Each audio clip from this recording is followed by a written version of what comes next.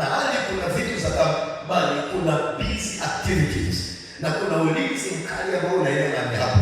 Kwa hiyo mtu yote ambaye anayetembea na roho ya baraka si mtu wa kutulia, si mtu wa kukwama kuomba, si mtu wa kukwama kuweza kujiunganisha na mazingira yatakayoweza kuprotect those blessings. Lakini watu ambao hawana baraka hawana chochote cha kupoteza. Kwa sababu hawana chochote cha kupoteza, they live a reckless life. They don't care, kwa sababu hata nje anasalala utamwingia nini?